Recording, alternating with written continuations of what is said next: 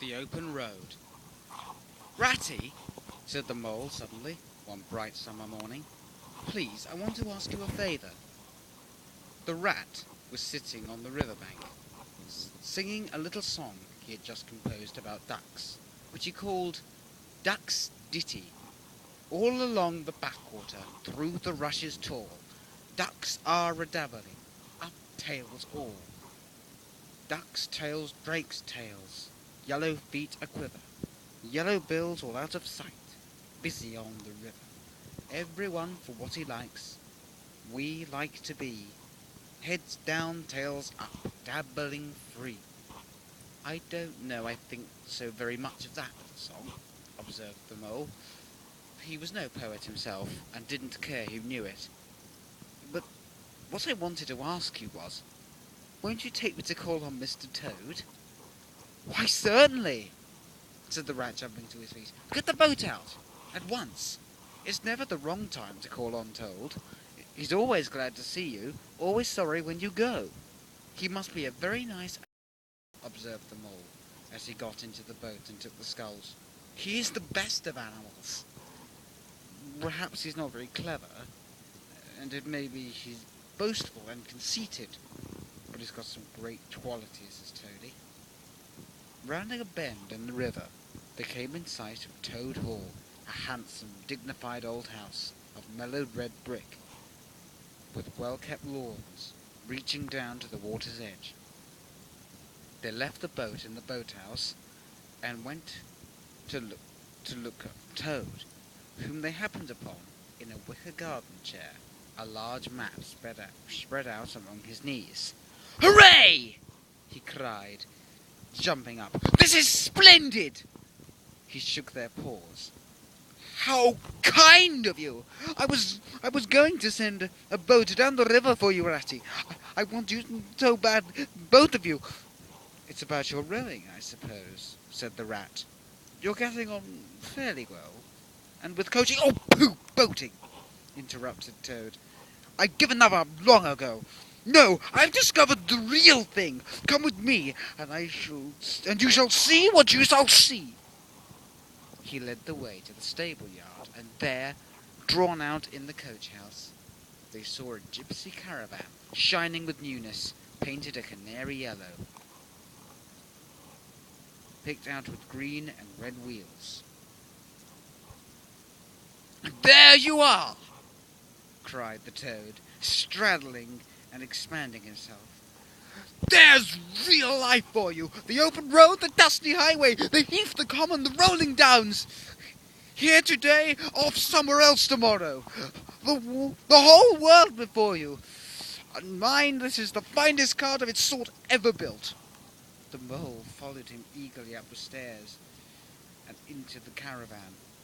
It was very compact and comfortable, little sleeping bunks, a table that folded up against the wall, a cooking stove, lockers, bookshelf, and pots, pans, jugs, and kettles of every size and variety. "You see," said the Toad, pulling open a locker, "biscuits, potted lobsters, sardines, everything you could possibly want.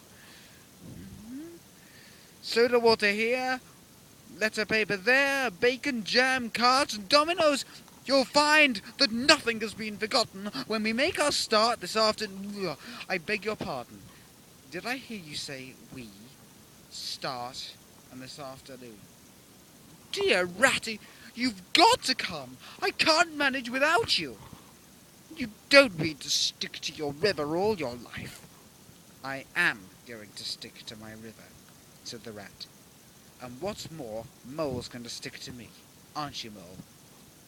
"I'll always stick to you, Rat," said the Mole loyally. "All the same, it sounds as if it might have been, well, fun." Poor Mole. He had fallen in love at first sight with the canary-coloured cart, and all its fitments. The rat saw what was in his mind and wavered. He was fond of the Mole, and would do almost anything to oblige him. Toad was watching them closely. "Come along in and have some lunch, and we'll talk it over. We needn't decide anything in a hurry. During lunch, the toad simply let himself go, painting painting the joys of the open life and roadside in such glowing colours that the mole could hardly sit in his chair for excitement.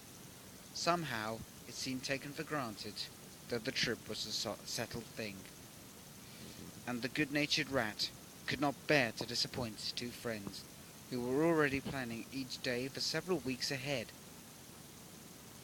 The triumphant toad led his companions to the paddock, and set them to capture the old grey horse, who, to his extreme annoyance, had been told off by the toad for the dustiest job in this expedition. He frankly preferred the paddock, and took a good deal of catching. At last he was caught and harnessed, and they set off, all talking at once, each animal either trudging by the side of the cart, or sitting on the shaft, as the humour took him. It was a golden afternoon. The smell of the dust they kicked up was rich and satisfying. Out of orchards, on either side of the roads, birds called and whistled to them cheerily. Wayfarers passing them gave them good day, or stopped to say nice things about their beautiful cart, and rabbits sitting on their front doors in the hedgerows held up their forepaws and said, "Oh my!" Late in the evening, tired and happy, and miles from home, they drew up on a remote common, turned the horse loose to graze, and ate their supper sitting on the grass by the side of the cart. Toad talked big about what he was going to do in the days to come, when stars grow fuller all around them, and a yellow moon, appearing from nowhere in particular, came to keep them company and listen to their talk. At last they sleepily turned into their little bunks, and Toad, kicking out his legs sleepily, said, "Well, good night, you fellows. This is the light. Talk about your old river." "I don't talk about my river," replied the rat. "You know I don't, Toad." "But I think about it," he added. "I think about it all the time." The mole reached out from under his blanket, felt for the rat's paw in the darkness, and gave it a squeeze. "Shall we run away tomorrow?" he whispered, "very early, and go back to our dear old hole in the river? We'll see it out," whispered back the mole. "I ought to stick by Toad till this trip has ended. It wouldn't be safe for him to be left by himself. It won't take long. His fads never do." The end was nearer than even the rat suspected.